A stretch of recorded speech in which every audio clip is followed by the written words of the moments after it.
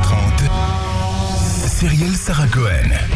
Bonjour à toutes et à tous et bienvenue sur Radio J. Ravie de vous présenter cette nouvelle émission aujourd'hui jusqu'à 16h30 avec mon invitée, ancienne animatrice de télévision dans les années 90, devenue influenceuse, ce qui lui a valu quelques pages dans le magazine Forbes. Véronica Loubry a su se réinventer, nous livre sa vie, ses mystères, ses blessures et ses secrets. Dans la vie m'a réservé bien des surprises aux éditions Le Duc. Un échange suivi de mon coup de cœur à 16h05, Wendy Nazaré. L'occasion, comme toujours évidemment, de découvrir nos invités en direct sur Radio J. 15h, 16h30, Cyrielle Sarah Cohen. Radio J. Bonjour Véronica Loubry. Bonjour, comment allez-vous ? Eh bien moi ça va très bien, j'ai envie de vous dire que vous êtes radieuse. Merci, c'est très gentil. Ça fait un très long moment que j'avais envie de vous rencontrer, donc je suis ravie de vous avoir en face de moi pour découvrir bien sûr votre actualité aujourd'hui. Mais puisque cette émission a un ADN bien précis, on va essayer de tenter de savoir qui vous êtes au-delà de ce que vous faites. Et pour ce faire, je vous demanderai 3 mots pour vous décrire. Vous diriez lesquels ? Je dirais sincérité, grande gueule, amour. Grande gueule et amour. Eh bien, on verra si ça colle avec vous tout du long de cette émission. Pour ce faire, le début, toujours le début. Véronica Loubry, vous êtes née un 22 juin à Saint-Brévin-les-Pins en Loire-Atlantique. Votre mère Monique travaillait à l'assurance maladie tandis que votre père était dans l'aviation, je crois savoir. À l'aérospatiale. À l'aérospatiale. Quel genre d'enfance vous diriez que vous avez eu et dans quel cadre vous avez grandi ? J'ai grandi dans un milieu que je revendique, un milieu ouvrier, dans un cadre d'amour, de simplicité, de bienveillance et de... Le mot simplicité revient vraiment beaucoup aussi dans mon livre parce que c'est ça. C'était et puis d'insouciance parce que c'était le temps d'avant. Et le temps d'avant, on en parle souvent avec les ados et les gens qui ont 25 ans maintenant. C'est une autre époque. C'est une autre époque. Moi, j'ai grandi dans un milieu sain et simple. Sain et simple. Vous avez longtemps rêvé, vous le dites dans votre livre, d'être la fille de Jean-Paul Belmondo, mais vous avez une enfance justement très heureuse, dites-vous. Quel genre de petite fille vous étiez ? J'étais exactement la même que ce que je suis aujourd'hui, c'est-à-dire que je disais bonjour à tout le monde, je parlais avec tout le monde et mes parents plusieurs fois m'ont perdue et m'ont retrouvée à discuter avec des adultes dans une cuisine, dans des parcs, parce qu'en fait j'étais je suis une communicante depuis toujours, donc je suis la même en grande de ce que j'étais en petit. C'est ce que vous dites dans votre livre, vous avez gardé la même personnalité, très gaie, très active, à l'écoute des autres, mais bavarde, invétérée, un vrai petit clown qui lisait le journal de Mickey à ses copines en échange de quelques pièces, et on vous appelait la commandante. Ça c'est vrai que j'ai fait du business déjà très jeune.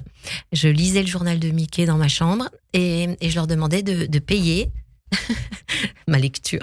C'est très... Et elle le faisait. Elle le faisait, les pauvres. Et à la fin, je donnais le journal de Mickey à chacun, qui coûtait rien du tout, 10 centimes, je crois. Mais je leur offrais et en échange de ma prestation. Et elle disait, de toute façon, il faut le faire parce que Véronica ne voudra plus jouer avec nous. C'était un peu la commandante, c'est vrai. J'avoue que... Désolée. Petite, vous êtes proche de vos grands-parents Paul et Marie. Vous aviez notamment un papy conteur, dites-vous. C'est peut-être à lui justement que vous devez ce talent. Vous qui adorez parler, on le voit aujourd'hui, on le verra dans un instant. Il vous racontait ses souvenirs de guerre et vous dites que c'est un ancien prisonnier des nazis. Oui, c'est ça. C'est vrai que mon grand-père avait fait la guerre, il avait été prisonnier. Et en fait, tous les petits-enfants, ils nous racontaient tous ces souvenirs de guerre. Quand il était prisonnier justement dans les camps et il s'est échappé, donc il nous parlait en allemand et il nous contait en allemand et c'est beaucoup de souvenirs parce qu'à chaque fois qu'il nous balançait, on avait une vieille balançoire au fond du jardin et chaque petit cousin et cousine se mettait dessus et comptait en allemand, et quand il comptait en allemand, j'avais peur en fait, et après on était tous autour de lui, il nous racontait ce qu'on lui avait fait. Ça nous a marqué, mais ça fait partie de mon ADN. Et après, il passait à autre chose, il prenait son bâton et on le suivait en file indienne et on allait chasser les renards, dans les foins, dans la ferme, quoi. C'était un paysan. Il vous racontait notamment que son moulin avait été réquisitionné par les Allemands. Est-ce qu'il y a un souvenir précis qu'il vous a conté ? et dont vous vous souvenez? Je me souviens, en fait, ils avaient un moulin, mes grands-parents, dans leur jardin, et qui avait été, effectivement, réquisitionné pendant la guerre et ils ont pris tout le grain, tout le grain. Et je me souviens de mon grand-père qui disait que, voilà, ils n'ont rien pu faire. On leur a pris le moulin et on leur a pris tout le grain. Mes grands-parents étaient des paysans, donc en fait des gens très simples, qui vivaient de la ferme. Et quand on prend tout le grain, on n'a plus rien. C'est ça. Et mon grand-père a toujours été quelqu'un de très pugnace et très. C'était ça faisait partie de son histoire, mais c'était pas ce qui faisait. Ça s'arrêtait, voilà, et il fallait passer à autre chose. Et c'est pour ça que moi, quand ça va pas, parfois, je passe tout de suite à autre chose. Je tiens vraiment ça de lui et d'eux. Et de votre grand-mère aussi, parce que vous êtes bavarde comme votre grand-père, mais la force de vie dans votre livre, vous le dites, c'est à votre grand-mère que vous le devez. Pour la petite parenthèse, votre grand-père avait reçu la médaille de guerre et je crois qu'il en était très fier. Ah oui, on avait la médaille, elle était dans la cuisine avec sa photo à lui et il était tellement fier. Il la mettait la journée. Il la remettait le soir dans le cadre et il nous montrait qu'il avait été prisonnier. En fait, il était très fier de tout ça. Il a été félicité et c'était un grand gaillard, mon grand-père. Mon fils tient beaucoup de mon grand-père. Il faisait 1m85. À cette époque, c'était très grand et très costaud et j'ai vraiment de belles images de mes grands-parents. On comprend alors, Véronica Loubry, comment vous vous êtes construite. Petite, vous le dites, vous aimiez bien l'école, mais c'est un prof d'histoire géo qui a eu du pouvoir sur vous, Monsieur Dimier. Que vous a-t-il transmis? Ah, Monsieur Dimier, je donnerais n'importe quoi pour le revoir et je sais qu'il est parti maintenant. Et en fait, j'étais toujours au premier rang et quand il parlait à la classe, il me parlait à moi. Et il me disait, tu vas être une voyageuse, tu vas partir. J'étais tellement intéressée par la géographie, par le monde, je voulais être guide touristique. Et en fait, il me disait, toi, tu vas faire quelque chose de plus que les autres. J'avais ce prof et j'avais mon prof d'anglais, Monsieur Leget, j'étais devant. Tous les autres cours, j'étais derrière. Et en fait, grâce à lui, j'ai eu cette... j'étais avide de connaissances sur le monde. Et vous aviez 18 en anglais. Oh, grave. Super bonne note. Finalement, le cumul de ces deux matières vont vous diriger vers des études d'hôtellerie, un BTS tourisme. Et toute jeune, vous allez donc partir à Paris. Et puis, puisque le voyage, entre guillemets, n'est pas probant, sur un coup de tête, vous décidez de partir en Guadeloupe. Et là, quand même, ça va dessiner un certain destin. Oui, j'ai pas beaucoup d'argent. Hein. Je suis serveuse, vendeuse ici à Paris. Je travaille dans des restaurants et voilà, je me dis que voilà, j'ai vraiment rien qui m'attache à Paris. Et j'ai une amie qui me dit, il y a quelqu'un qui nous attend en Guadeloupe, mais on peut prendre qu'un aller. À l'époque, on pouvait prendre un aller et un retour. Mais moi, j'avais l'argent que pour l'aller. Et j'ai dit, ok, banco, on sait pas où on va, mais on y va. Je suis partie en Guadeloupe. On a attendu 2 jours dans l'aéroport qu'ils viennent nous chercher parce qu'évidemment, on n'avait pas de téléphone portable. Ça, il faut remettre les choses dans leur contexte. Et voilà, on a attendu 2-3 jours. Je dis, écoute, on va dormir combien de jours là dans cet aéroport? Au bout de 2 ou 3 jours, il est arrivé et j'ai commencé avec lui. On a vendu des maillots. Il m'a dit, voilà, si tu veux te faire un peu d'argent, il faut vendre des maillots sur la plage. Ok, ça consiste en quoi? Bon, tu passes, tu te changes, tu passes, tu te changes. Et voilà, ça a commencé là. Ça, après les petits boulots que vous aviez effectués, Véronica Loubry, c'est la première fois que vous gagnez autant d'argent. Et finalement, vous allez rentrer à Paris, mais cet argent, il va vous servir, j'imagine bien, à pouvoir survivre à Paris où c'est pas évident, on le sait très bien. Vous courez les castings, vous obtenez le rôle de Laurence, la cousine de Bénédicte dans Hélène et les garçons. Et à 20 ans, vous décidez, puisque c'était la saison où vous avez dit qu'il fallait partir là-bas, de devenir serveuse à Saint-Tropez. Et là, clairement, vous allez vous faire repérer. C'est ça. Je reviens sur Paris. J'avais gagné quand même pas mal d'argent. Et je me prends un petit appartement et je fais les castings. Je fais toutes les publicités de la Terre. Je suis dans une agence ici qui s'appelle Rebecca, qui existe toujours. Je leur dois beaucoup. Et puis, il y a l'été qui arrive. Et je me dis, moi, l'été, c'est dans le sud de la France. Donc, je retourne à Saint-Tropez. Et là, Dominique Cancien me découvre. Elle me dit, mais tu n'as rien à faire ici, toi. Tu es un ovni. Tu es toute mignonne, toute naturelle, tu dois faire de la télévision. Oh, mais c'est quoi la télévision? Elle me dit, tu dois être de l'autre côté. Donc, je fais ce casting, je remonte à Paris. Nous sommes 300. Et Dominique m'appelle pour me dire, écoute, je savais que mon choix était bon, c'est toi. Tu pars aux Bahamas dans quelques mois. Est-ce que tu as un passeport? Voilà, il faut partir. Pour la petite anecdote, Dominique Ancien, c'est quand même la papesse de la télévision à ce stade-là. Je crois que vous l'appelez la babysitter ou quelque chose comme ça du c'est show ma maman business. c'est ma maman. Elle m'appelle le baby et moi je lui dis c'est ma maman du show business, c'est vrai. Vous débutez à la télévision à 22 ans, alors Véronique Aloubry, au début des années 90, comme speakerine dans les matinées de la 5e, future France 5. Vous enchaînez avec Star et Couronne pendant l'été, Star News sur M6. Mais je crois savoir que vous n'avez pas beaucoup aimé le monde de la télé. Non, j'ai pas aimé le monde de la télé. Je pense que comme disait Dominique, je lui ai toujours dit, tu vois, tu dis que je suis un ovni, mais je suis un ovni en fait. C'est pas ma place. J'ai pas aimé. Il y a quelque chose qui me dérangeait énormément. Oui, c'est vrai. Vous allez par la suite obtenir un premier rôle dans une sitcom Paradis d'enfer à 29 ans sur TF1. Ça, je crois que ça vous a davantage plu. Ouais, ça, c'est vrai. La comédie. La comédie, j'avais déjà commencé avec AB. Et après, j'ai fait cette sitcom. C'est vraiment top. Moi, je me sentais bien dans cet exercice. Mais moi, je suis une touche à tout. J'ai fait des CD, des cassettes. J'ai fait vraiment beaucoup de choses. Donc, je me sentais bien dans l'exercice sitcom. Mais au départ, qu'est-ce que vous vouliez faire quand vous commencez à arriver à Paris, courir les castings? Est-ce qu'il y a une envie précise ou vous vous dites juste, non, je vais tenter ma chance à Paris, puisque Paris, c'est Paris, on va essayer la télé? Moi, je suis la provinciale qui vient à Paris pour tenter sa chance. Donc, j'essaye tout. Et puis, comme je suis touche à tout, je me dis, il n'y a rien qui est négatif. Je regrette rien du tout de tout ce que j'ai fait. Toutes les expériences ont été bonnes. Ont été fructueuses. Entre-temps, vous co-animez La Mini Fureur sur TF1 avec Jonathan Lambert, ce qui est un très joli souvenir pour vous, je le sais.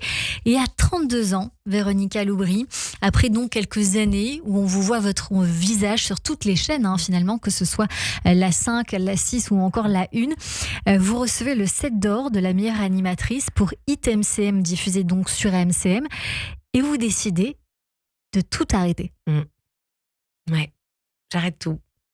Je me dis que si j'ai le 7 d'or, il faut que j'arrête. J'ai ma fille qui est dans mon ventre. Je suis enceinte de 3 mois. Et quand je suis sur le siège en train d'écouter tous les noms, parce qu'il n'y a que des noms de filles qui font toutes les émissions à cette époque-ci, des grosses figures, je me dis que si c'est moi, j'arrête. Et en fait, je l'ai. Je l'ai pour la meilleure émission et le visage préféré des Français à l'écran. Et c'était le vote du public à l'époque. Donc, c'était très important. Je suis enceinte, je me dis j'arrête. Jean-Luc Delarue me dit non, tu fais une grosse bêtise. Ça, j'y tiens parce que c'est vrai que il a toujours aussi eu un regard sur moi très, très spécial. Il me protégeait aussi. Et il m'a dit, tu fais une très, très grosse bêtise. J'ai dit non, je m'en vais. Dans votre carrière, Véronique Aloubry, on a le sentiment que beaucoup de gens vous tendent la main, vous font confiance, ont envie de vous donner votre chance. Et vous la saisissez, mais au final, personne ne vous drive. Que vous. C'est ça. C'est un peu comme ça aujourd'hui dans l'influence. Les gens me disent, mais t'es ingérable. Tu es ingérable. Et parfois, on m'envoie un brief, vous savez. Parce que bon, c'est très spécial l'influence. Et je dis à mon assistante, mais ils pensent vraiment que je vais respecter le brief? Alors elle rigole, elle me dit, non, ils savent pas que vous respectez pas le brief. Et c'était comme ça déjà. En fait, je pense que j'étais, je dis souvent un électron libre et très autodidacte. Je reviens sur ce mot parce qu'il est important. Je faisais jamais ce que les autres attendaient de moi. Parce que j'avais pas envie. C'est pas par esprit de contradiction, c'est tout simplement par liberté. Liberté. Ouais, c'est vraiment ça aurait pu être dans un des 3 mots qui vous ressemblent. Alors on va y venir tranquillement, mais sûrement à l'influence Véronique Aloubry. Mais d'abord, avant d'y venir, vous devenez une maman poule. Votre fille, votre premier enfant, Thilane Blondeau, est aujourd'hui une célèbre mannequin, égérie de plusieurs marques. Pour vous suivre sur les réseaux sociaux, on sent que vous êtes très fière d'elle. Je suis très, très, très fière de mes 2 enfants. Et ma petite poupée, je suis très fière d'elle parce que elle s'est faite toute seule. Ce n'est pas la fille de Cindy Crawford, ni la fille de Monica Bellucci, ni des grandes mannequins. Donc, malheureusement, ça lui a coûté d'être la fille d'une femme populaire. Et en fait, elle trace sa route. Elle est très, très aimée par les États-Unis, par tous les pays. Malheureusement, plus boudée par la France parce que c'est la fille de Véronica. Vous sentez vraiment qu'il y a ce distinguo parce que vous avez été populaire et pas dans le cercle, j'ai envie de dire, du mannequinat qui se transmet? Mais tout à fait. Et j'en parle dans le livre. Mais bien sûr, c'est évident. C'est-à-dire que ma fille, Thilane, aurait pu faire toutes les couvertures du Vogue ou du Elle. Mais jamais. parce qu'il y avait un veto. Parce que c'était la fille de Véronica. Vous pensez bien qu'avec ce visage, elle a quelque chose, Tilan, de spécial. Alors, il y a tout ce débat sur la plus belle fille du monde. Pas du tout, c'est ce que je disais. Je me suis mal exprimée chez Léa Salamé. Je disais, pour moi, c'est la plus belle fille du monde. Mais pour toutes les mamans, leur enfant, c'est les plus beaux du monde. Mon fils, je lui dis, mais qu'est-ce que ça te fait d'être aussi beau, mon fils?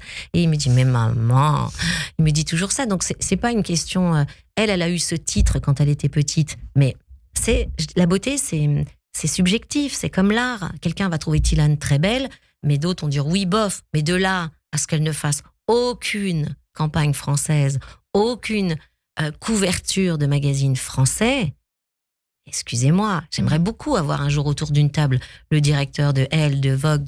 Pourquoi? C'est quoi le problème? Alors qu'on a mis des filles mais qui étaient des filles de mannequins. Et c'est quelque chose qui me révolte. J'en ai jamais parlé sur les radios et depuis que j'ai commencé le livre, mais c'est quelque chose, voilà.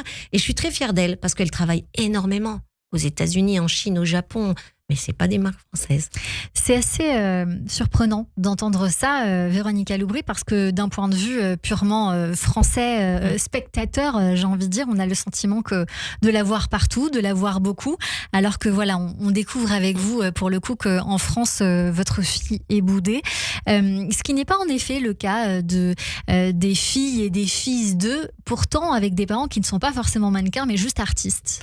Artistes, acteurs, oui, chanteurs, oui, bien sûr, grands photographes. Il y a leurs enfants qui font des campagnes, mais c'est comme ça et c'est pas grave. C'est la vérité. C'est vraiment quelque chose qui moi m'interpelle. Elle non. Elle est dans. Elle me dit c'est pas grave maman, c'est pas grave, la vie est ainsi faite, c'est pas très grave, ne t'inquiète pas. Elle fait des couvertures de fous, mais de magazines dans le monde entier. Elle a des gros clients, c'est pour ça qu'on pense la voir. Mais réfléchissez, il n'y a pas une couverture du Elle, Bazar France, jamais.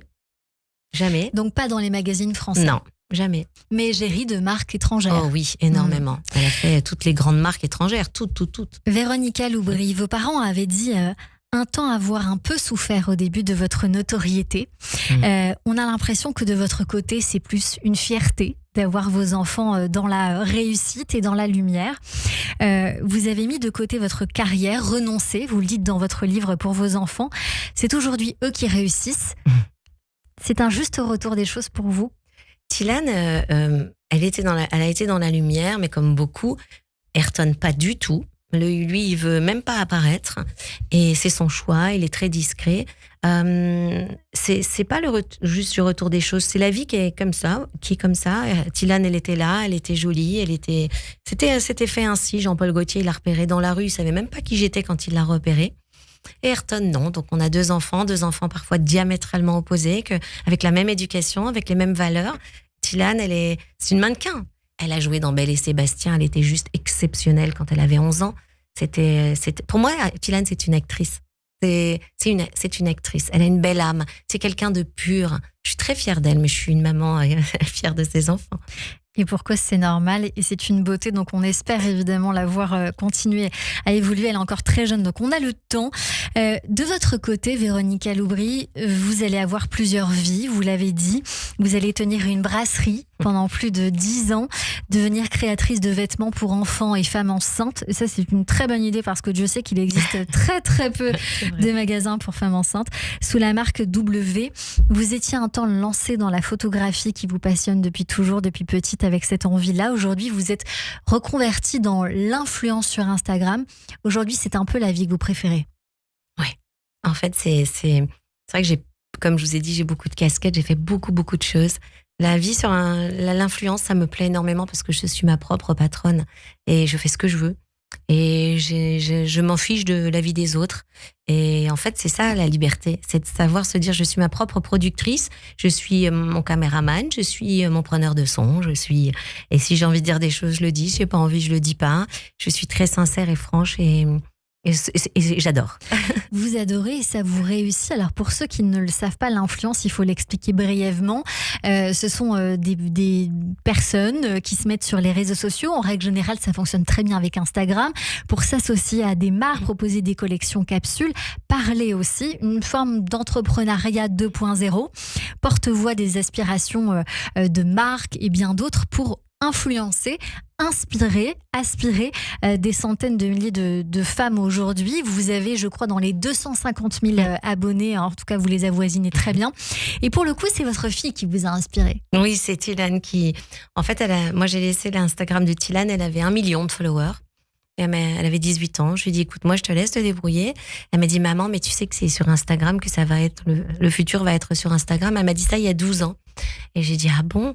J'ai posté ma première photo sur Instagram, il y avait 30 likes.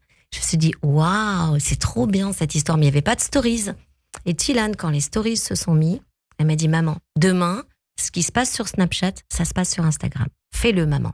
C'est comme ça que ça a commencé. Ça a commencé avec les stories de 8 secondes. Aujourd'hui, on est sur 1 minute. Je vous ai en amie, je vous le disais, Véronica Loubry, vous avez un pouvoir de prescription énorme. Forbes l'a dit, équivalent aux plus grandes Instagrammeuses dont la communauté se chiffre en millions. Comment vous l'expliquez ? Au début, je me suis dit, mais c'est pas possible que ça soit ça. Et c'était, en fait, je l'ai vu dans les choses les co-créations. Par exemple, je faisais un jean, je le postais sur les réseaux et j'en vendais 900 en 2 minutes. Donc en fait, énorme. C'était énorme. Et les marques ont commencé à se dire, c'est pas possible. Puis j'ai commencé à travailler avec des grosses marques qui me disaient, mais tu sais que tu fais plus de chiffre d'affaires que cette fille que j'ai pris qui a 7 ou 8 millions. Puis ils ont commencé à tous me le dire.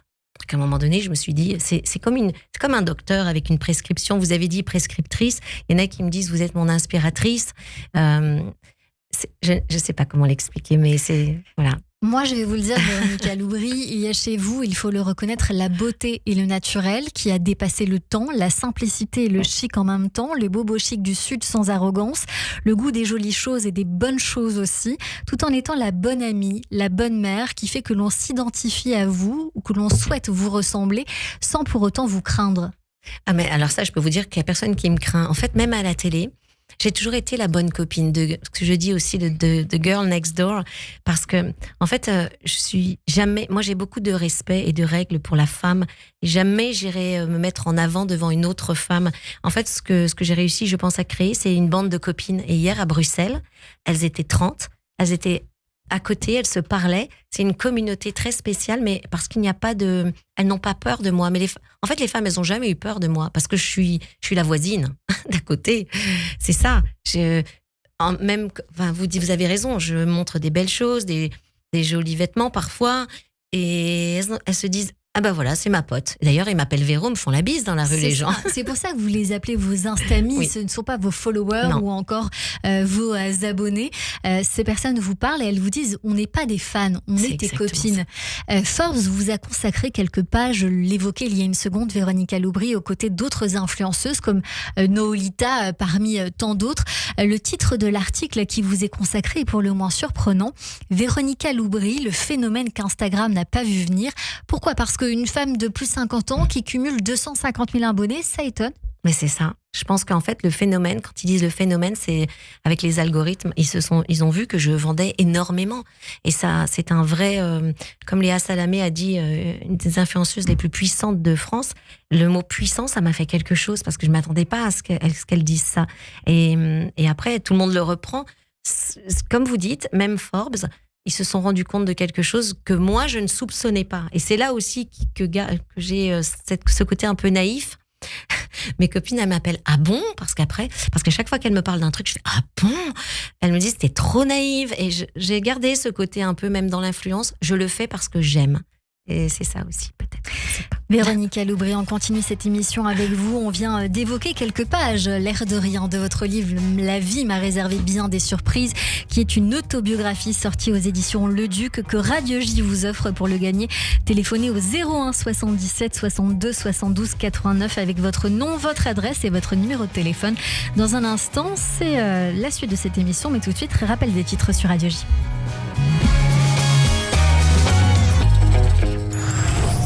15h, 16h30, Cyrielle Sarah Cohen. Radio J.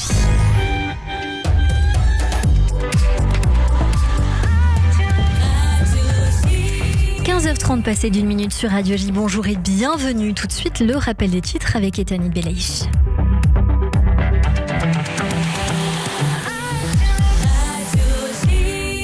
Bonjour Etanit. Bonjour Cyrielle, bonjour à tous. Le Hezbollah a lancé un drone contre Rosh Hanikra en début d'après-midi. L'attaque a provoqué un petit incendie sans faire de blessés. En réponse, Tsahal a mené des frappes d'artillerie en direction du sud du Liban. Après l'annonce du retrait des troupes israéliennes du sud de la bande de Gaza, Tsahal indique avoir ciblé des lance-roquettes placées dans une zone humanitaire à Khan Younes. La pression militaire exercée sur le Hamas permet à l'État hébreu de prendre des décisions difficiles pour récupérer les otages. Déclaration du ministre de la Défense Yoav Gallant cet après-midi sur fond d'informations faisant état de progrès dans les négociations avec le Hamas. La France se dit pleinement mobilisée pour permettre à tous ses ressortissants de quitter le territoire palestinien s'ils le souhaitent. Samedi, une nouvelle opération a permis la sortie via Rafah de 17 Français, ce qui porte à plus de 260 le nombre de personnes qui ont pu quitter la bande de Gaza depuis novembre, d'après le Quai d'Orsay. Les obsèques de Shemseddine, adolescent de 15 ans, mort vendredi après avoir été passé à tabac la veille à Viry-Châtillon, sont prévues demain. Une marche blanche aura également lieu vendredi dans la ville. Une centaine d'élus et de militants écologistes annoncent la création du collectif des Verts Unitaires. Ce groupe pour l'union des écologistes et des gauches s'est réuni samedi pour la première fois à l'Assemblée nationale. L'union est une nécessité absolue pour faire face aux défis climatiques, mais aussi pour contrer la montée de l'extrême droite, ont affirmé ses membres. Enfin, l'Institut François Mitterrand dénonce une communication hasardeuse de l'Élysée sur la question du rôle de la France dans le génocide au Rwanda en 1994, un génocide que la France aurait pu arrêter selon Emmanuel Macron. L'Institut demande au président de lever l'ambiguïté sur sa position.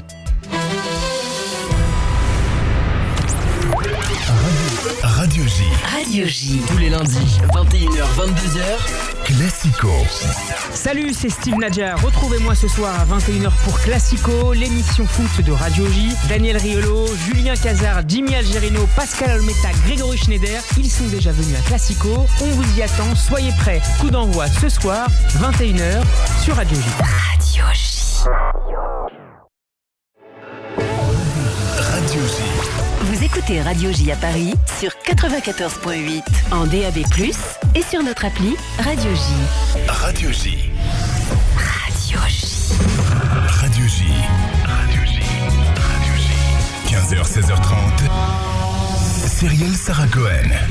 De retour sur l'antenne de Radio J. Merci de passer votre après-midi avec nous jusqu'à 16h30 avec mon invité aujourd'hui, Véronica Loubry, pour son livre autobiographique La vie m'a réservé bien des surprises aux éditions Le Duc. Et nous avons parlé bien sûr des jolies choses, Véronica Loubry, mais votre livre que je viens d'évoquer, La vie m'a réservé bien des surprises, en révèle d'autres, notamment le mur par lequel démarre votre ouvrage, qui ne manque pas aussi de parler de votre courage. C'est vrai, le mur qu'on s'est pris il y a 1 an, quand tout va bien, quand on ne peut pas penser que des choses négatives peuvent arriver, malgré le fait que je sois marraine d'une association pour les enfants en fin de vie, malgré le fait que je côtoie le cancer avec beaucoup de femmes qui me parlent depuis des années et que je les aide, et non pas que en octobre, mais toute l'année. Et bien là, le mur avec une prise de sang et ce mot qui rentre dans notre maison. Oui. C'est ça, ce crabe, comme on a envie de l'appeler pour ne pas le nommer. Dans ce livre, vous parlez alors de votre amoureux, de votre chéri Gérard, que vous évoquez, avec qui vous partagez beaucoup d'amour depuis 8 ans aujourd'hui, et vous parlez de ce contrôle de routine que l'on fait alors que tout va bien pour le cholestérol, et on vous prescrit finalement un petit contrôle de routine, et là les examens ne sont pas bons. On finit par déceler un cancer du pancréas, de la rate métastasée au foie stade 4, mais opérable, donc soignable. Non, pas opérable au début. Après opérable, du coup, ils vous le disent que finalement c'est opérable. Vous dites alors dans ce livre, Véronica Loubry, parce que vous devez prendre le problème à bras-le-corps, j'ai envie d'hurler dans les couloirs de cet hôpital, je ne le fais pas. Inconsciemment, j'économise les cris de désespoir et de rage pour les semaines à venir. Devant lui, je m'efforce d'être la plus mesurée et la plus rassurante possible. Et ceci arrive alors que sur l'échelle du bonheur, vous étiez au plus haut, pensant que rien ne pouvait vous arriver. Comment alors vous vivez cela ? Et où vous trouvez-vous les ressources pour assumer? Parce que ça va forcément aider des personnes qui nous écoutent aujourd'hui. C'est sûr que quand on a reçu les résultats, après vient beaucoup d'examens, les scanners, et que le professeur qui est devenu un ami, professeur, quand il sort et il nous dit, voilà, il y a des métastases, il y a un cancer, et c'est opérable. Mais il dit ça, il me l'a dit après, il savait que c'était pas opérable. Mais il m'a dit pour me rassurer et pour essayer de me dire, vous inquiétez pas. Il sait que moi, ça va être catastrophique. Je vois le regard de mon homme et je sais que il redevient un enfant et que je vais devoir être son protecteur. Donc je fais des signes à tout le monde, je fais des signes au docteur. Je sais que moi je vais hurler et j'ai hurlé tellement toute seule. Mais devant lui, je m'efforce toujours d'être digne. Et puis effectivement, la chimio commence, les protocoles énormes. Et je dis cette phrase que j'aime beaucoup, à chaque fois qu'on lui perfore les veines, moi ça me perfore le cœur, parce que je suis la seule à être là. Évidemment, toute sa famille est là, mais moi je suis au quotidien avec lui. Et je deviens accompagnante, aidante. Je deviens l'épaule, je deviens le bras, la personne sur qui se reposer. Et voilà, il a été opéré au mois de décembre, là, on est rentré à l'hôpital le 21 décembre jusqu'au 13 janvier. Donc on a passé les fêtes à l'hôpital, enfin Noël, Nouvel An. Et il a été opéré. Voilà. Après tous ces mois, après presque 9 mois de chimiothérapie. Et voilà, c'est un vrai combat. Mais ça donne aussi beaucoup d'espoir, parce que cancer du pancréas, quand on vous le dit, le premier professeur que l'on a vu, il lui a dit on va essayer de vous prolonger la vie dans les meilleures conditions. Mais moi, j'ai dit, vous pouvez pas parler comme ça. Je suis sortie, j'ai hurlé, j'ai dit, vous pouvez pas parler comme ça, vous pouvez pas dire ça. On va essayer de vous prolonger la vie. Prenez des gants quand vous parlez, faites attention. Et je suis tombée dans le couloir et je me suis dit, non, là maintenant, c'est moi qui vais tout prendre à bout de bras et je veux plus entendre cette phrase. Je veux, vous en avez pour 10, 15 ans, on va tout faire pour, parce que la recherche a bien avancé. Et c'est vrai que la recherche a avancé.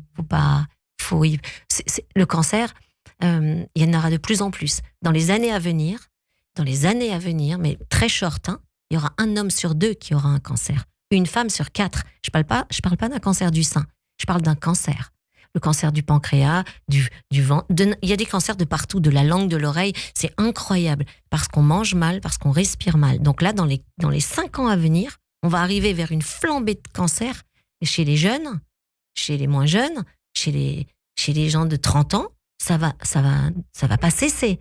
Ça va être de pire en pire. Donc, si chaque Français donnait 1 euro à la recherche contre le cancer, c'est la médecine qui progresse le plus. Donc, je me bats pour cela. Et je me bats aussi pour que les gens fassent leurs marqueurs. Alors, je sais que je me mets des docteurs à dos, mais je me mets aussi beaucoup de docteurs qui me disent en message privé, merci. Dites aux gens autour de vous de faire les marqueurs. Le marqueur du sein, le marqueur du sang, le marqueur du foie, du poumon, du pancréas.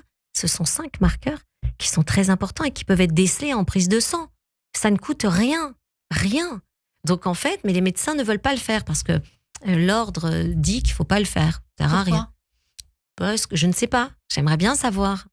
Alors que si on décèle un cancer stade 1, c'est pas un cancer stade 4. Et nous, on avait un cancer stade 4. Mon compagnon serait plus là si on n'avait pas fait ça. D'ailleurs, on entend très souvent, il est mort d'une crise cardiaque, il est mort d'un AVC, il avait 50 ans, il avait 60 ans. Et personne ne dit rien, on va pas faire une autopsie. C'est pas... On peut pas. Mais non, si ça se trouve, c'était un cancer du pancréas qui était insidieux, parce que le cancer du pancréas, il est insidieux. Pour la femme, comme pour l'homme, on ne va rien sentir. Mais rien. Mon compagnon était en pleine forme. Quand je vous dis en pleine forme, mais vraiment en meilleur de sa forme, je crois. Et il avait un cancer stade 4, qui avait métastasé au foie déjà. Donc si on prend ces cancers en stade 1, vous vous rendez compte ?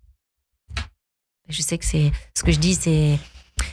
Ça va pouvoir... Et je sais qu'il y a plein de gens qui me disent aussi, je fais les marqueurs. Qu'est-ce que c'est les marqueurs pour ceux qui ne savent pas ? Les marqueurs tuméro... C'est les marqueurs tuméro, oui, c'est ça. Ce sont les marqueurs par exemple, le CA19-9. CA19-9, c'est le marqueur du pancréas. C'est entre 0 et 30. Moi, mon compagnon, il avait 19 000. Vous vous rendez compte ? Ouais. Et par exemple, imaginez, entre 0 et 30, il avait eu 1000.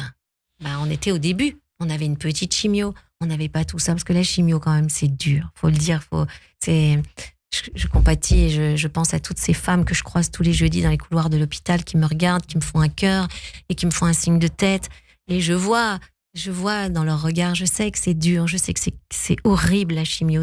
Faut pas croire, ce sont des guerriers, ce sont des battants ceux qui sont en chimio, parce qu'on vous met du poison, mais en même temps on vous soigne. C'est très difficile. La chimio va détruire en même temps qu'elle va détruire les autres organes autour. Véronica Loubry, avant de nous en parler, d'être touchée personnellement, puisque votre conjoint c'est comme vous, donc c'est personnellement, vous avez connu vous aussi, vous êtes passé de l'ombre à la lumière, si on peut dire ça comme ça, pendant le Covid, avec vous aussi une phase compliquée. Moi j'ai perdu la vue de l'œil gauche en rentrant dans une pièce. J'ai fait une thrombose de la veine centrale, c'est-à-dire que je suis rentrée, je suis sortie et hop, j'avais plus la lumière dans l'œil. Et j'ai fait une thrombose. Oui, ça j'ai fait ça aussi. J'ai fait beaucoup de choses en fait. C'est une sorte d'AVC qui vous a privé de 80% de la visibilité de votre œil, ce qui vous oblige à porter des lunettes aujourd'hui, de soleil ou de vue. Vous inquiétez pas, on vous pardonne totalement. Non, je sais, quand même. Parce que la luminosité me fait mal, c'est trop bizarre. Et surtout dans les studios avec les lumières blanches. Ouais, les lumières blanches, c'est catastrophique pour moi. J'ai quasiment tout le temps mes lunettes maintenant. Vous avez trouvé une technique pour vous soigner et j'aimerais qu'on l'évoque longuement et peut-être que ça donnera des idées aux personnes, encore une fois, qui nous écoutent. Apparemment, ça fonctionne vraiment beaucoup. En fait, j'ai perdu la vue et je me suis dit, tous les soirs, je m'endormais, je parlais à mon œil. En fait, je faisais de l'auto-persuasion et je pratique beaucoup ça, même avec le cancer de mon homme. Je m'endormais en disant mon petit œil. Ça va paraître ridicule pour certains. Hein. Voilà, on a éteint la lumière pour certaines peut-être choses que je voulais plus voir. Il y a des choses qui se passent dans notre vie ou voilà, ce Covid, tout. Et ça va revenir tout seul. Et tous les jours, je parlais à mon œil. Et quand les médecins, au bout de 6 mois, m'ont dit, mais quasiment plus rien, quoi. La tâche, je suis passée par tous les examens de l'œil, horrible, avoir les yeux avec des lasers, des choses qu'on vous met, des lumières tout le temps. Et voilà, tout d'un coup, un jour, ils m'ont dit, mais Véronica, ça s'est revascularisé. Voilà. Et ça a stupéfait le corps médical totalement. Parce qu'on vous disait, ça peut s'arranger, mais c'est vraiment pas pour tout de suite. Ouais, ça va mettre 1 année, 2 ans, 3 ans. Peut-être que vous aurez toujours une tache sur l'œil, une grosse tache. Mais vous verrez autour la périphérie. C'est trop bizarre de voir que des morceaux. C'est-à-dire que je voyais la moitié des gens. Si je bouchais mon œil droit, je voyais que vos mains. Quelle angoisse, même dans le cerveau, quelle angoisse. Parce que j'ai dit au docteur, il peut m'arriver la même chose à l'autre œil. Il m'a dit oui. Et là... Vous n'avez jamais su la cause ? Le stress. Le stress est un des vecteurs les plus importants des maladies. Et c'est vrai qu'on vit dans un monde stressant, que ce soit pour les ados, les jeunes, vous êtes jeunes. Et le stress, il faut vraiment, vraiment évacuer le stress. De ce jour où il m'a dit que c'était le stress, je lui ai dit, écoute-moi bien, je parlais aussi au stress. J'ai dit, plus jamais à partir d'aujourd'hui, tu vas rentrer dans ma vie, le stress. Et il est parti jusqu'au cancer. Il est revenu pour le cancer. Il faut que je retravaille. C'est ce que vous dites, ces tâches aujourd'hui, elles ne sont plus dans votre corps, mais dans celui de votre amoureux. Il y a des grandes chances, je vous le dis très sincèrement, Véronica Loubry, qu'avec une femme comme vous, ça s'améliore. Qu'est-ce que vous avez mis en place ? Parce que je suis persuadée qu'il y a plein de petites stratégies que vous avez mises en place pour le rétablissement de votre homme. Déjà, on a mis en place avec l'oncologue, c'est un oncologue incroyable qui prône tout ce qui est complément alimentaire, un peu de jeûne, vraiment des choses incroyables. Enfin, vous savez, les Américains, ils prennent 10 petites pilules tous les matins. Vitamine C, vitamine D. En fait, il y a des choses qu'on devrait prendre, du curcumin. Tous les jours, ce sont des compléments alimentaires, mais qui lui font une vie à lui maintenant. Il est costaud, il nage tous les jours, il a une force mentale, parce que tout ça, c'est très important. Il y en a qui sont contre tout cela. Moi, je suis pour. Et ce que je lui apporte, c'est mon soleil de mon cœur et toujours cet esprit positif. Ça, c'est très important. Je dis toujours à ma fille aussi, à mes enfants, dans la douleur, trouvez une part de bonheur. Essayez de vous dire que voilà, ça va aller mieux, ça va aller, ça va le faire. Et en fait, c'est ma devise. Ça va le faire. Ça va le faire. Dans cette partie d'émission, on va découvrir toute la culture que vous aimez ou qui pourrait vous plaire, et il y aura certainement des surprises. C'est la chronique Flashback avec Charlène Villemer. Radio J. 15h, 16h30, Cyrielle Sarah Cohen. Bonjour Charlène. Bonjour Cyrielle, bonjour Véronica Loubry, bonjour à tous. Dans cette chronique, nous allons revenir sur vos goûts culturels, chère Véronica. Et avant toute chose, je dois vous avouer que nous avons quelque chose en commun, c'est Aix-en-Provence. À défaut d'y être nés, nous en sommes tombés sous le charme comme beaucoup de monde. J'y ai vécu 6 ans, c'était un vrai coup de cœur. Puisque l'on parle de coup de cœur, je vous propose de démarrer en musique avec une chanson d'amour qui figure dans votre playlist.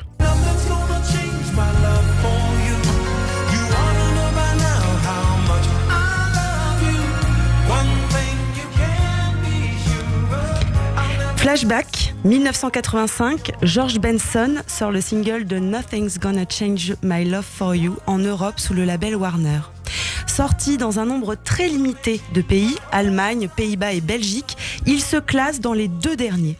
Elle est interprétée pour la première fois par le chanteur et guitariste américain sur son album 20 sur 20, enregistré il y a tout juste 1 an. S'il interprète divinement ce titre, ce n'est pas lui, le compositeur, mais 2 hommes, Michael Masser et Jerry Goffin. Ces noms ne vous disent peut-être rien. Eh bien, Jerry Goffin, marié à la chanteuse et pianiste Carole King, est un parolier et a notamment écrit pour Aretha Franklin. 2 ans plus tard, la chanson est reprise par Glenn Medeiros. Cette version connaît un énorme succès.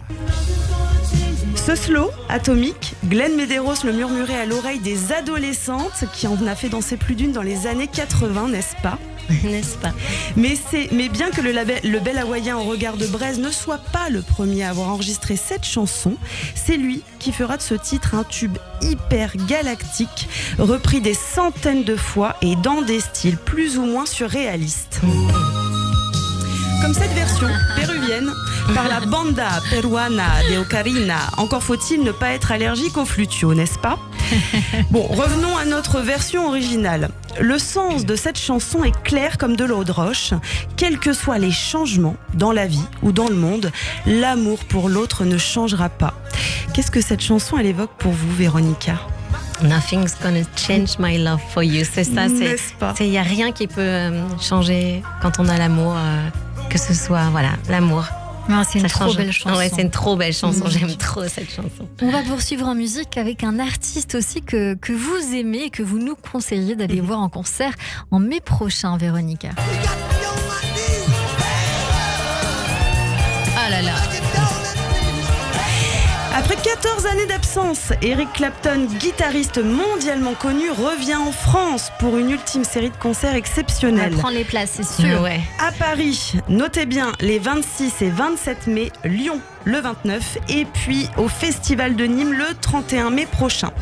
Presque 60 ans de carrière pour le plus célèbre guitariste de l'histoire du rock encore actif, Clapton s'est taillé une carrière inégalée, récoltant d'innombrables prix et récompenses et jouant à guichet fermé dans le monde, comme son dernier passage en France en 2010.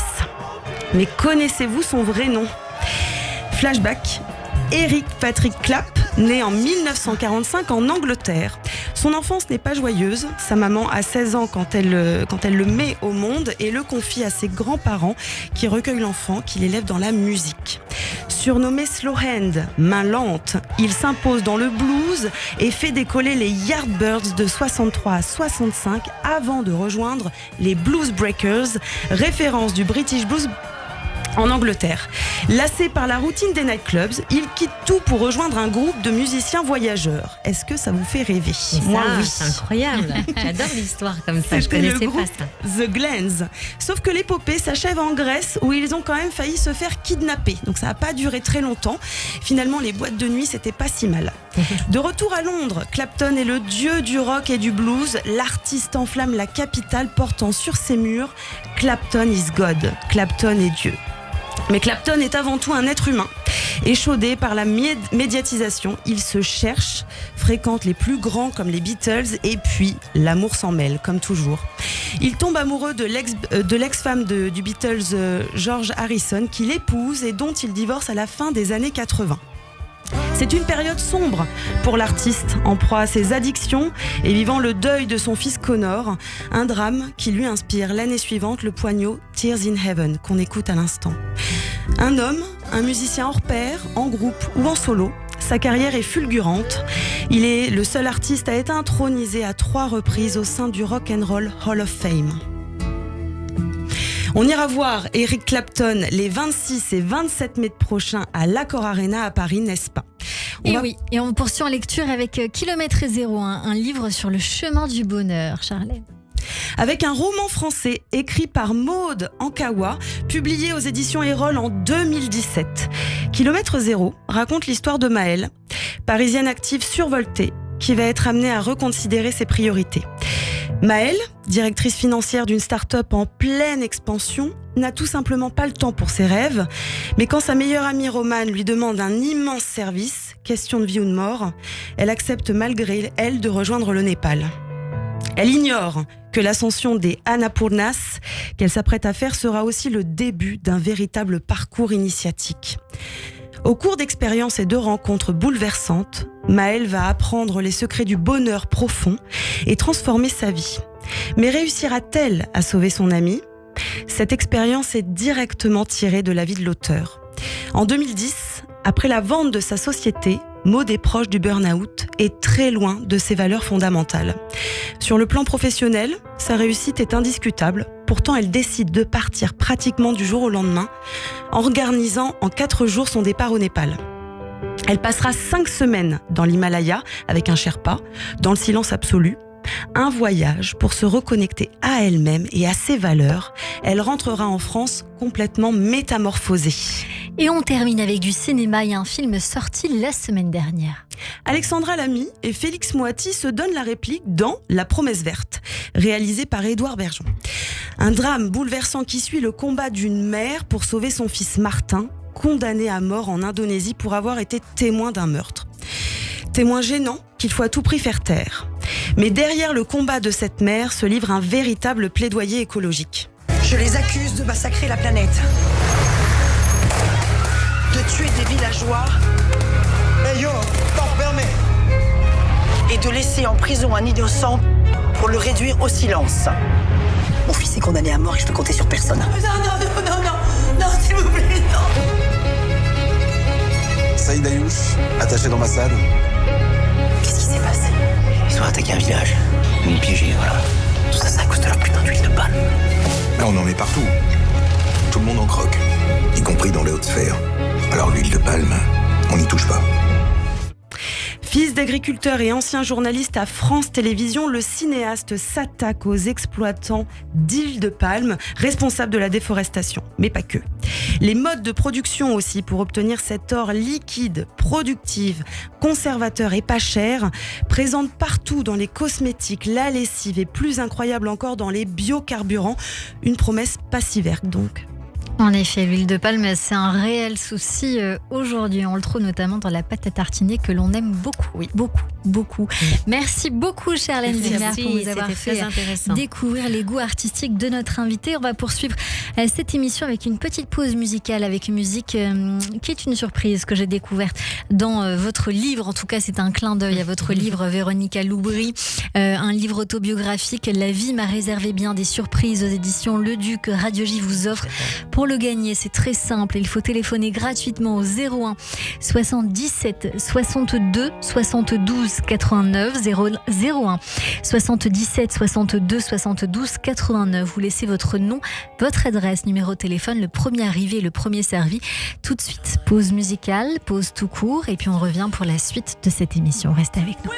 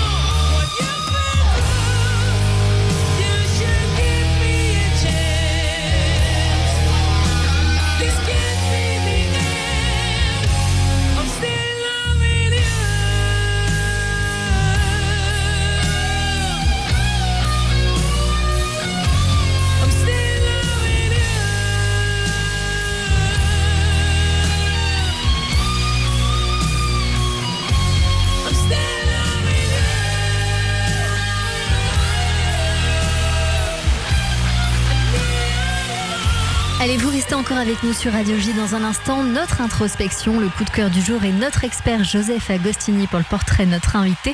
Mais tout de suite, c'est le journal de l'info sur HDJ. Radio J. 15h, 16h30, Cyrielle Sarah Cohen. Radio J. Vous écoutez Radio J à Paris sur 94.8 en DAB+, et sur notre appli Radio J. Radio J. Radio J.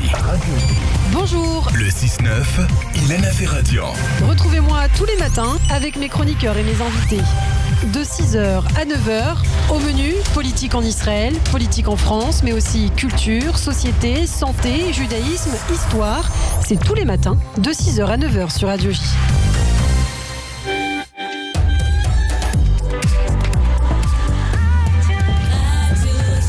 Il est 16h sur Radio J. Bonjour et bienvenue. Tout de suite, le journal de l'information avec Etanit Belaïch.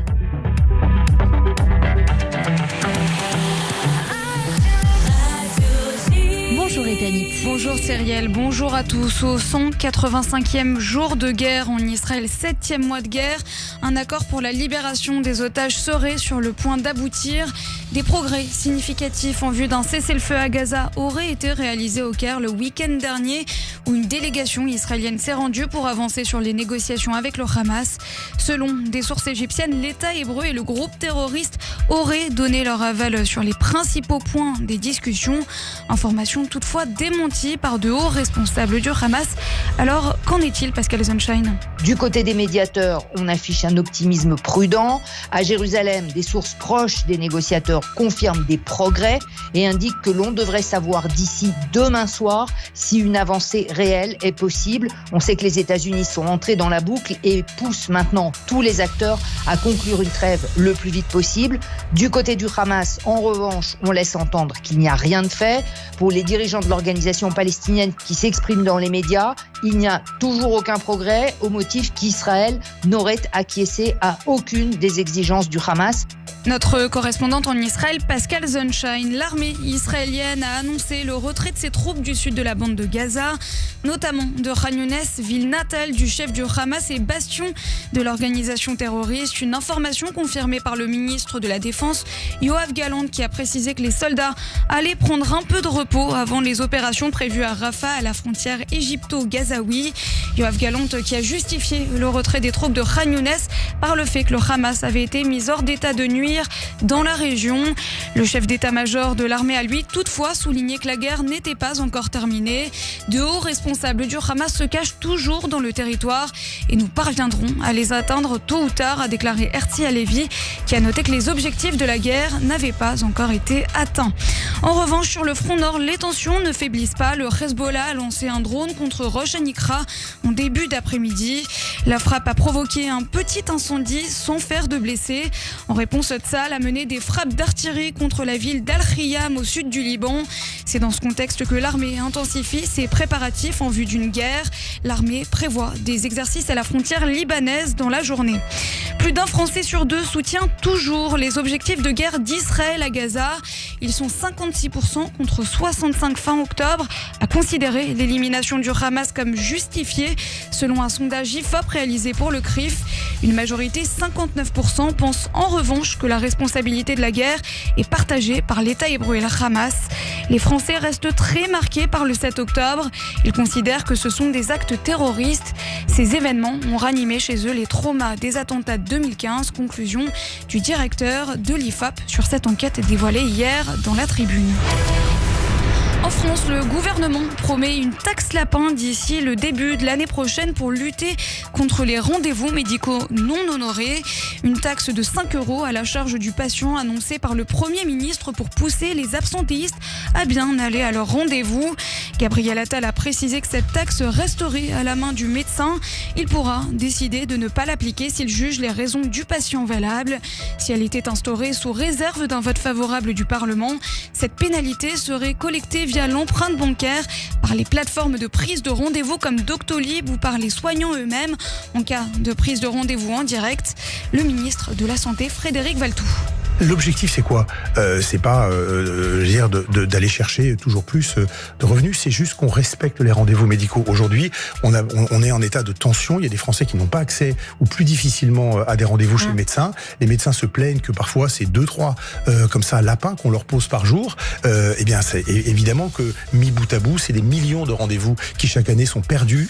Et perdus pour qui ? Pour les patients, pas simplement pour la rémunération des médecins. Le ministre délégué chargé de la santé et de la prévention ce matin au micro de France Info. Enfin, à 100 jours des Jeux Olympiques de Paris, les eaux de la Seine seraient dans un état alarmant. C'est l'ONG Surfrider qui s'inquiète de la pollution du fleuve où doivent se tenir plusieurs épreuves olympiques cet été. Sur 14 mesures que l'association a effectuées entre septembre et mars, 13 se révèlent au-dessus, voire très largement au-dessus des seuils recommandés pour la baignade. La préfecture de la région Île-de-France en charge du dossier a réagi en expliquant que les travaux d'assainissement n'étaient pas terminés mais le seraient très bientôt pour le début des Jeux. Et merci beaucoup Ethanit Belaïch, on vous retrouve demain à partir de 14h en attendant une petite pause et c'est la suite de notre émission avec mes invités sur Radio J. Radio J. Radio J. Tous les lundis, 21h, 22h. Classico. Salut, c'est Steve Nadja. Retrouvez-moi ce soir à 21h pour Classico, l'émission foot de Radio J. Daniel Riolo, Julien Cazard, Jimmy Algerino, Pascal Olmeta, Grégory Schneider. Ils sont déjà venus à Classico. On vous y attend. Soyez prêts. Coup d'envoi ce soir, 21h sur Radio J. Radio J. Radio J. Vous écoutez Radio J à Paris sur 94.8 en DAB+, et sur notre appli Radio J. Radio J. Radio J. Radio J. Radio J. Radio J. 15h, 16h30. Cyrielle Sarah Cohen. Merci à toutes et à tous de nous rejoindre à 16h06 sur l'antenne de Radio J. Si vous êtes avec nous depuis le début de cette émission, merci pour votre fidélité avec notre invitée aujourd'hui, Véronica Loubry, pour son livre autobiographique La vie m'a réservé bien des surprises, sorti aux éditions Le Duc. Et dans cette émission, il y a une petite séquence que nous aimons beaucoup, Véronica, qui s'intitule l'introspection. Et je vais démarrer avec cette citation d'Oscar Wilde qui a dit « Parfois, nous pouvons passer des années sans vivre du tout et tout à coup notre vie entière est concentrée dans un seul instant. Essayons, si vous le voulez bien, de faire ça maintenant avec 10 questions pour encore mieux vous connaître. La première est celle-ci. Véronica Loubry, si vous aviez la possibilité maintenant, là tout de suite, de reprendre votre vie depuis le tout début, que changeriez-vous ? Rien. Quel conseil vous donneriez ou vous avez donné à vos enfants pour réussir leur vie ? Soyez heureux, mes enfants. Soyez heureux. Y a-t-il eu un plus bel âge dans votre vie et pourquoi ? Plus bel âge, c'est la rencontre avec mon amoureux. C'est 48 ans, l'âge où on se dit que voilà, on va jamais retrouver personne, on est seul et on est vieille. Et en fait, voilà, c'est le plus bel âge pour moi, 48 ans.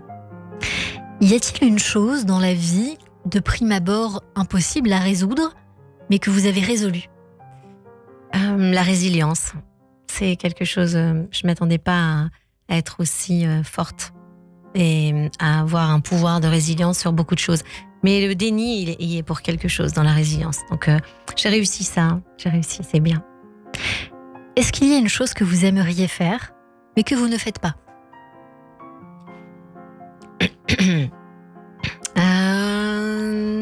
J'aimerais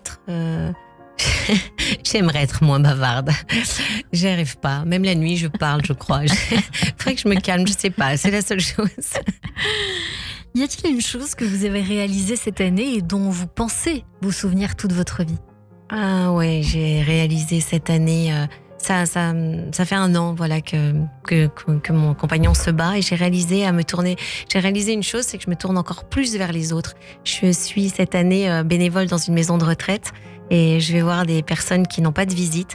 Et ça, cette année, j'ai réussi ça. Ça faisait des années depuis la Covid où j'avais été recalée parce que je voulais donner des conseils au téléphone à des personnes âgées. On m'avait dit non, vous êtes trop bavarde, ça va les saouler. J'avais été recalée par une association qui s'appelle Au bout du fil. On m'avait dit, ah non, mais surtout pas vous parlez trop. Et je m'étais mis un goal dans ma tête. Je me suis dit, un jour, je serai bénévole dans les maisons de retraite. Et je suis allée voir toutes les maisons de retraite du Sud. Et là, je fais du bénévolat et je vais voir les petites grand-mères, je leur apporte de la joie et ça, c'est ce que j'ai réussi à faire cette année. Et elles en ont terriblement besoin, tellement justement. Seul, tellement si tout le monde faisait comme vous, ça irait bien mieux dans les EHPAD. Si je vous parle d'amour, Véronica Loubry, comment cela résonne alors ? Ça résonne dans un cœur et mon cœur, il est amoureux. Et il est sain et amoureux et c'est comme ça. Si vous pouviez changer une seule chose, soit sur votre corps, soit sur votre personnalité, que choisissez-vous ? Sur mon corps, l'un ou l'autre. Alors, sur mon corps, je me mettrais 5 cm de plus. Ma personnalité, je l'aime. Elle fait chier des gens et ça amuse d'autres et les autres m'aiment. Et voilà. Non, sur ma personnalité, je changerais rien. Je me rajouterais 5 petits centimètres, histoire de. Mais en fait, je m'auto-satisfais. Je suis contente de moi. Si vous étiez présidente, votre première mesure ? Ouf. Il y en aurait. C'est mieux que je sois pas présidente. Ça serait le bordel. Non. Pour terminer, qu'aimeriez-vous que les gens retiennent de vous, Véronica Loubry ? Elle était tournée vers les autres. C'est tout ce que j'aimerais qu'on dise. Et elle a rendu les gens heureux. Elle a fait des petits bonheurs dans sa vie. Ça me suffit. Tout de suite, c'est le coup de cœur qui devrait vous plaire sur Radio J. Radio J. 15h, 16h30, Cyrielle Sarah Cohen. Bonjour Wendy Nazaré. Bonjour. On va découvrir votre premier single, Jacaranda, tout de suite en direct, issu de votre nouvel album éponyme sorti il y a quelques mois. Et on revient avec vous sur Radio J. Tournés vers le ciel, respiras fundo sem parar, sem desistir. Jacaranda, jacaranda, you cry, jacaranda, jacaranda, you smile, jacaranda, jacaranda, you cry, jacaranda, jacaranda, you smile. Tes fleurs ont cet intense bleu mauve et colorent la vie de tes amis et même des autres. Aventura por viver, por onde der. Jacaranda, jacaranda, you cry, jacaranda, jacaranda, you smile, jacaranda, jacaranda, you cry, jacaranda, jacaranda, you smile. La poussière te raconte des histoires. De l'or dans le noir, jacaranda. Olhos para ver o que há de vir, transforma a noite no luzir, jacaranda.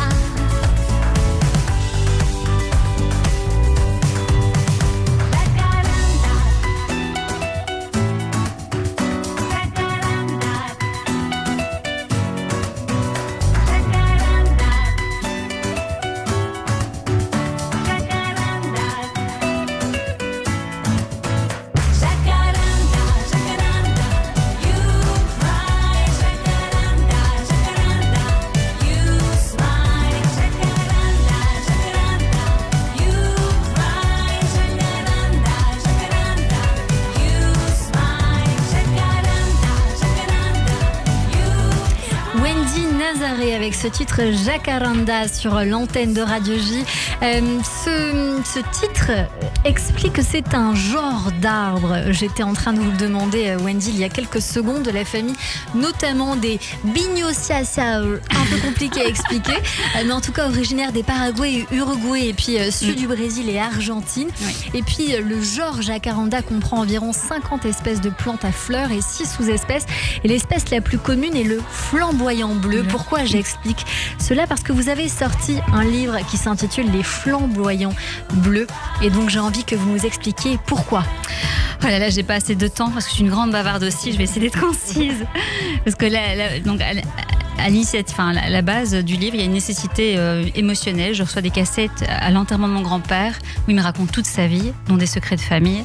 Et donc j'avais 21 ans, j'étais très très jeune et j'avais pas la force de tout écouter. Et puis petit à petit, j'ai commencé à retranscrire ces cassettes dans mon journal intime. Et puis pendant le confinement, j'ai décidé vraiment de transformer tout ça je pensais en un roman. Alors, Les Flamboyants Bleus, ce n'est pas un roman, parce que j'ai voulu respecter ce qu'on m'a raconté. Donc c'est pas la vérité, c'est la transmission orale, ce qu'on m'a raconté, et je voulais vraiment être fidèle à toutes ces personnes que j'ai aimées, qui ne sont parfois plus là, pour se défendre et puis raconter leur vie jusqu'au dernier souffle. C'est des histoires de résilience, pas justement en écho avec l'invité principal, mais mon papa est un super-héros, vraiment, qui a une histoire de vie assez mouvementée, qui va rencontrer son père, qui va découvrir que son père n'est pas son père, rencontrer son père portugais, puis devenir un super-héros pour ma mère, qui sera incroyable. Du coup, il y a ces cassettes en parallèle où mon grand-père raconte sa vie aussi d'histoires de résilience. Ma grand-mère qui rigolait toujours malgré les épreuves de la vie, malgré une violence domestique assez douloureuse, mais elle rencontre l'amour avec mon grand-père portugais, un amour impossible, séparés dans des conditions dignes d'un film d'Hollywood, mais elle garde cet espoir et toujours rire comme une force. Et c'était tous des exemples en fait de résilience. Et donc j'ai décidé de partager tout ça parce que j'avais pas envie de dire ça c'est mon papa, ça c'est mon grand-père. Non, j'ai envie de dire aux gens tout est possible à celui qui croit. Tout est possible, tout peut changer d'une seconde à l'autre, et même dans les diagnostics les plus terribles. Et je parle d'un accident que ma maman a vécu d'ailleurs. C'est que tout peut changer, même un diagnostic médical. Des fois on nous dit des paroles tellement négatives. Et l'être humain, on ne connaît pas tout. J'ai envie de rebondir, de faire un lien avec vous. Et c'est vrai que tout est tellement possible, même quand tout est sombre, tout peut changer en une fraction de seconde. C'est extraordinaire. Et puis, quand j'ai mis un point final, je me suis rendu compte que je terminais en fait une enquête que j'ai commencée quand j'avais 6 ans, plus ou moins, petite, où je commençais à comprendre qu'il y avait des secrets de famille. Mon grand-père portugais me dit, en fait, je l'appelais José, je suis pas un ami de la famille, je suis ton grand-père. Et là, 6 mois après, je commençais à écrire des chansons, donc ça a toujours été lié. Et j'ai eu l'impression, en terminant ce bouquin, je dis, ok, je mets un point final à tout ça. Et en fait, j'ai tellement de chansons liées à ces histoires. Et alors, mon équipe musicale devenait complètement folle parce qu'à la base, je pensais sortir un album français. Puis je dis non, c'est pas ça, je le sens pas. Et j'ai beaucoup de mal à faire des choses qui n'ont pas de sens. Puis je dis non, je dois aller dans les chansons en anglais, revenir à l'anglais. Tant pis, je vais oser, j'y vais, c'est ça. Et puis non, puis le confinement arrive. Et puis, en fait, non, je me rends compte que tout était lié. Et il y avait toutes ces chansons en anglais, en français, puis réadaptées en portugais qui sont liées à ces histoires. Et voilà, tout faisait sens. Et le plus dingue, c'est que Jacaranda, ça paraît évident comme single, mais ça l'était pas pour moi parce que c'était des fois trop commercial ou trop dans. Bref, j'avais un problème avec ça. Et puis j'ai vraiment mis beaucoup de temps à choisir le single Jacaranda. On le choisit. Je retourne en Belgique chez mes parents et mon mari dans le hall d'entrée dit mais ça c'est la peinture, c'est un Jacaranda. Je dis ah ouais. Et puis ma maman, elle fait ah bah oui, c'est la grand-mère de Wendy, donc qui a vécu la violence domestique, qui fait partie du secret, qui me l'a offert quand j'étais bébé, j'étais pas au courant.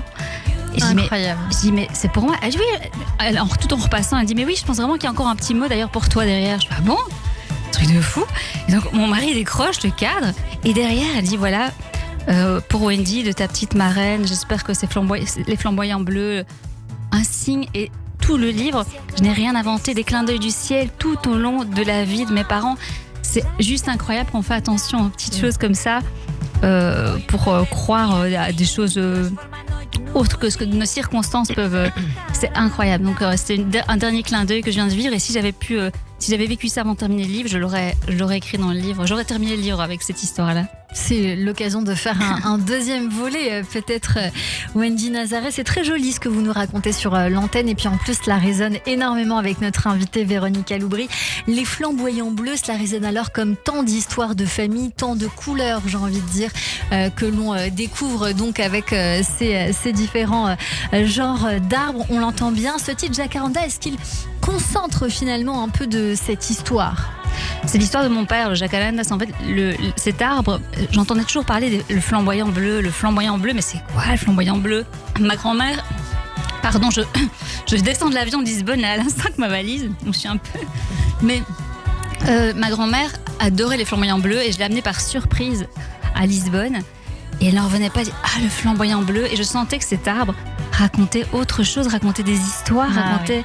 Et donc j'ai dû aller chercher au-delà. On a envie d'aller les voir, hein. Sachez-le maintenant, vous nous l'avez vendu, on a envie d'y aller à Lisbonne. Aller à Lisbonne, mais ça va être la saison maintenant jusqu'en juin. Ça transforme la cité en aquarelle, c'est magnifique. C'est l'occasion d'y aller. Wendy Nazaré, vous avez donc sorti un double album, hein, parce qu'un grand livre plein d'histoires, donc un double album, et notamment un titre, un deuxième single qui s'intitule Prends la mer, que l'on découvre.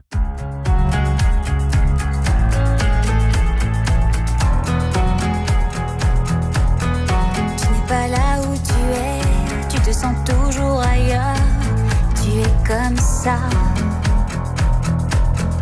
Il suffit d'un bout de ciel ou d'une photo ancienne et tu t'éloignes. C'est la lune qui t'éclaire ou c'est le vent qui opère à ciel ouvert, mon frère. C'est le parfum de l'hiver ou la vision d'un éclair.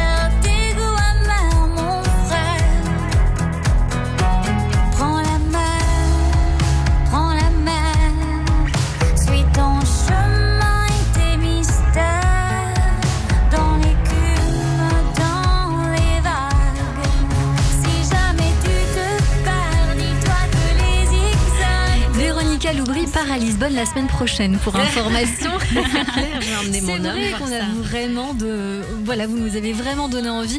D'ailleurs, on a tous googlisé pour voir cet arbre qui est magnifique, Jacaranda, donc à découvrir pour nos auditeurs. Ce titre que nous sommes en train d'écouter, vous l'avez écrit pour votre frère, Wendy.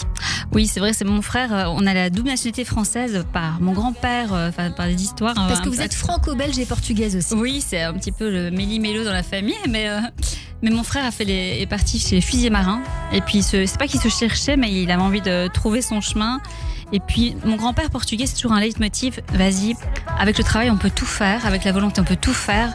Il faut rêver grand, il faut y aller. Et c'est un espèce de leitmotiv. Et j'ai composé cette chanson pour mon frère. Mais en fait, c'est vraiment tout ce que mon père, mon grand-père, ma grand-mère nous transmettaient c'est pas comme énergie, mais comme un moteur qui nous portait comme une flamme d'aller au-delà de nous-mêmes, de pouvoir faire des grandes choses, mais tout en travaillant et d'oser rêver grand et d'y aller. Donc cette chanson faisait écho pour mon frère, mais aussi pour toutes ces histoires du livre. Eh bien, on a la sensation que c'est ce que vous avez fait. Vous, en tout cas, vous poursuivez une jolie carrière artistique avec, en 2009, un premier succès en Belgique avec un single qui s'intitule Mon Pays. Pour cela, vous avez reçu l'Octave Prix de la Révélation Bel RTL décerné par les Octaves de la musique. En 2012, 3 ans plus tard, un deuxième album sorti sous le label de My Major Company que je connais bien, sorti des chansons au goût 80s ou encore Lisboa en duo avec le chanteur Peps. Aujourd'hui, donc, ce troisième album, Jacaranda. On a bien compris votre histoire. En parallèle de tout cela, j'ai envie de dire aussi que vous avez une autre casquette, Wendy Nazaré, que je souhaitais évoquer brièvement parce qu'elle pourrait faire l'objet d'une émission dans notre actualité, évidemment. Vous êtes psy. Oui, en parallèle de tout cela, vous avez écrit un mémoire qui s'appelle Les enfants d'Otefaza, qui est totalement au cœur de l'actualité de Radio J, des événements potentiellement traumatogènes, dites-vous, et visions d'avenir. C'est le titre d'un mémoire que vous avez écrit. Dans quel cadre vous l'avez écrit et de quoi parle-t-il pour faire bref? Pour faire bref, c'était en 2009, mais bon, l'histoire se répète. Mais j'étais vraiment partie là, ce qui était extraordinaire, en essayant de me dire, j'ai pas envie c'est pas de prendre parti, j'ai envie d'aller là un peu comme une vierge de tout ce qu'on me dit, de tout ce qu'on me raconte. Et j'ai vraiment rencontré des enfants qui ne savaient pas ce que j'allais leur demander concrètement, c'est-à-dire de dessiner des dessins et leur avenir. Et pour ce qui revenait beaucoup, mais c'était la paix qui revenait. Voilà. Pour expliquer brièvement à nos auditeurs qui ne savent pas peut-être où est Otefaza, même si ça m'étonnerait, c'est une très proche de la frontière de Gaza, en Israël. Et donc vous avez rencontré des enfants, vous êtes allé à la rencontre d'enfants. Est-ce que ces enfants étaient israéliens ou palestiniens? Israéliens, parce que oui, dans le contexte, c'était un peu compliqué d'aller dans les deux camps, même si ça aurait été très, très intéressant. Mais ce que j'ai rencontré, c'était vraiment des enfants qui aspiraient à la paix, en disant le futur, c'est nous, main dans la main, avec les enfants gazaouis. Et ces enfants, ils ne savaient pas que j'allais leur poser des questions, faire des dessins, et c'est revenu très souvent. Et vraiment, j'ai vraiment... Après, c'est la transmission des valeurs aussi. C'est que ces enfants étaient remplis de la vie. Et donc voilà, je pense que c'est une région qui est pauvre en Israël, il faut le dire. Moi, j'ai vu des enfants vraiment, pauvres. C'est une région qui était délaissée. D'ailleurs, quand j'y étais, il n'y avait pas encore d'abri, etc. Parce qu'il y avait beaucoup, il faut le dire. Des fois, c'est une région qui va rester là, franchement, qui va rester à vivre au bruit des roquettes, les personnes qui ont les moyens d'aller dans d'autres régions, non. Donc c'est aussi une population des fois qui a été longtemps délaissée et du coup j'ai beaucoup d'amis aujourd'hui qui sont là-bas, qui sont devenus ma famille, des gens qui sont très proches de moi. Wendy Nazaré, je vous réinviterai dans cette émission. En tout cas, je vous mettrai en relation avec Franck Tapiro parce que je pense qu'il y a un grand intérêt à pouvoir en parler lors de la DDF notamment dont nous parlons en ce moment. Avec plaisir. Et je veux dire qu'à l'époque, je sortais mon album en Belgique et je veux le dire, c'est que à l'époque, d'avoir fait ce mémoire sur ce sujet m'a fermé beaucoup de portes en Belgique par préconception, par désinformation, par bêtise, vraiment. Et ça m'a été dit, vraiment, genre, oui, Nazaré, dans tout ce qu'elle représente, tout ce qu'elle est. Et je savais que derrière, il y avait juste ça. Et j'ai trouvé ça fou, en étant moi-même pas forcément de confession juive, mais avec des racines et avec toute une histoire multiculturelle, etc. J'ai trouvé ça complètement dingue. Et la désinformation, elle tue, en fait. Elle tue, elle brise, elle divise, c'est le rôle du manipulateur de toute façon. Merci beaucoup, Wendy Nazaré. J'ai envie de vous dire à très vite sur l'antenne de Radio J. Merci. Radio J. 15h, 16h30, Cyrielle Sarah Cohen. Radio J. Radio J. Le portrait psychologique. Comme toujours à la fin de cette émission, Véronica Loubry, nous avons pour habitude de débriefer ces minutes que nous avons passées ensemble et c'est donc votre portrait vu par Joseph Agostini. Bonjour Joseph. Bonjour Cyrielle, bonjour Véronica. Bonjour. Alors surtout ne soyez pas moins bavarde. Vraiment, c'est peut-être là le secret de votre résilience. Sincérité, grande gueule, amour, saine et simple, avec une enfance heureuse, un corps de déesse, une beauté fatale, des enfants canons. N'en jetez plus. Véronica Loubry, vous êtes influenceuse sur Instagram ou quoi? Vraiment, s'il y en a bien une qui peut influencer les femmes, qui peut leur montrer le chemin de la mode et de la simplicité à la fois, qui est capable de vendre des jeans avec le minimum d'esbrouf, c'est bien vous. Dominique Cancien, votre babysitter, avait tellement raison, vous deviez être célèbre, votre popularité, vous ne l'avez vraiment pas volée. Les entrepreneurs 2.0 de 2024 n'ont qu'à bien se tenir. C'est une popularité pérenne, une inspiration qui vient de loin. En fait, la Girl Next Door était déjà derrière la porte d'Hélène et Lali. Donc vous voyez bien qu'elle y était depuis longtemps et on s'en souvient. Mais il n'y a pas que ça. Véronica, le courage, c'est d'abord, je dirais, la clarté, la santé mentale rare, et parole de psychologue clinicien psychanalyste, une santé mentale rare tout au long de cette heure et demie. J'ai vraiment entendu une intelligence au service de la vie, vraiment, et vous êtes celle qui fait du bien, qui accompagne, qui aide, et pas seulement pour choisir des jeans. Et j'ai l'impression que c'est vraiment ce que vous avez eu envie de nous dire. Et c'est vous, en parlant avec tant de justesse de cette épreuve, qui nous réservez bien des surprises. Il y a un combat que vous menez. Le combat des marqueurs notamment, j'ai trouvé ça très important ce que vous disiez, et peut-être ajouter que c'est contre une certaine industrie que vous combattez. Complètement. Vous disiez entre les lignes, mais je le dis, peut-être pour finir la phrase. Le courage et l'espoir qui rendent plus simples les choses. Chercher la part de bonheur dans la part de malheur aussi, j'ai trouvé ça très joli. Et d'ailleurs, on peut faire le trait d'union avec ce que vous disiez en fin d'émission avec Cyrielle, même dans les EHPAD, où la solitude de la vieillesse peut soudain se transformer en beauté du partage. Alors elle est là peut-être la véritable sagesse, pas celle recluse dans un temple, pas celle consacrée à la méditation, mais la sagesse qui se laisse imbiber de vie, de rire, de gaffes, de larmes, parce que tout au long de l'émission, même hors antenne, vous disiez des choses sur vous, vous faisiez preuve de beaucoup d'autodérision, et j'ai retrouvé l'animatrice quand j'avais 14-15 ans, je voyais à la télévision et je me disais c'est la même avec de la vie en plus, c'est la même avec peut-être moins de sérénité au fond, mais quelque chose d'un courage et d'un espoir qui ne désarme jamais. Voilà. Donc c'est ce que vous nous avez donné à voir tout au long de cette émission beaucoup. Et pour ça, merci Véronica. Merci vraiment à vous. C'est joli, mon amoureux, il est en train d'écouter là, il va me dire je suis fière de toi chérie. En fait, de rendre fiers les gens que j'aime, c'est important pour moi. Et ça sonne pas creux quand elle l'en parle. Hein, En vous trouvez effet, pas, on est Cyrielle tout à fait d'accord. Bien sûr, on sent cette sincérité qui ressort des mots donnés par notre invité en début d'émission. Simplicité, sincérité et liberté. Et grande Et gueule. rajouter. Et grande gueule. Mais Là, j'ai été calme. C'était calme. liberté. Je me suis en fait, retenue, la là. grande gueule. Merci Joseph Agostini, notre psychanalyste que l'on retrouve tous les lundis sur Radio J.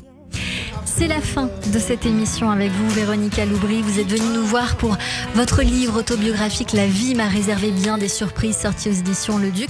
On embrasse votre amoureux. Ah, je l'embrasse qui aussi nous très écoute. fort. Merci Bien beaucoup. fort. On lui souhaite beaucoup de courage. Et puis on sait que ça va aller, on est sûr, Oui, parce que tout j'en est dans suis la certaine. tête.